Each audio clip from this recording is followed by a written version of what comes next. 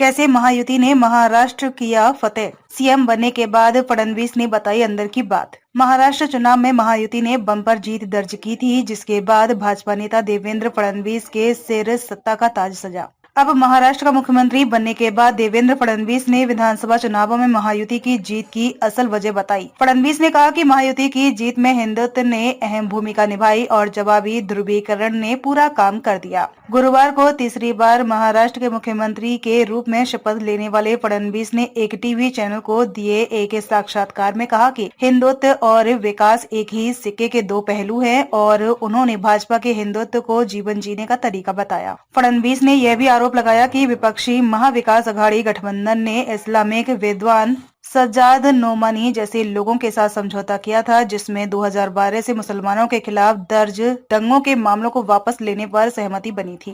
फडणवीस ने कहा कि मतदान प्रतिशत में वृद्धि इसलिए हुई क्योंकि कांग्रेस ने हिंदुओं को दबाने की कोशिश की। जब आप किसी को दबाने की कोशिश करते हैं तो वे मजबूती से उभर कर सामने आते हैं। हिंदुत्व ने महत्वपूर्ण भूमिका निभाई और जवाबी ध्रुवीकरण ने महायुति गठबंधन की मदद की। हमारी विकास योजनाएं और हिंदुत्व ने काम किया। हिंदुत्व और विकास एक ही सिक्के के दो पहलू हैं। फडणवीस ने आगे कहा कि भाजपा का हिंदुत्व जीवन जीने का एक तरीका है और धार्मिक अनुष्ठानों से संबंधित नहीं है। मुसलमानों के अलग अलग धार्मिक अनुष्ठान हैं। किसी को हिंदुत्व के बारे में संकीर्ण सोच नहीं रखनी चाहिए। उन्होंने कहा कि अपने कार्यों के माध्यम से पीएम मोदी ने दिखाया है कि समावेशी हिंदुत्व क्या है। सीएम ने कांग्रेस नेता राहुल गांधी पर कटाक्ष करते हुए कहा कि जो लोग मुस्लिम वोट खोने के डर से मंदिरों में जाने से डरते थे, वे अब अक्सर वहां जाते हैं। बता दें कि फडणवीस के सीएम बनने के अलावा शिवसेना के प्रमुख नेता एकनाथ शिंदे और राष्ट्रवादी कांग्रेस पार्टी के अध्यक्ष अजित पवार ने राज्य के उप मुख्यमंत्री के रूप में शपथ ली। कैबिनेट विस्तार पर फडणवीस ने कहा कि यह 16 दिसंबर से पहले किया जाना चाहिए। अब नागपुर में राज्य विधानमंडल का शीतकालीन सत्र शुरू होगा। उन्होंने कहा कि 3 पार्टियां हैं और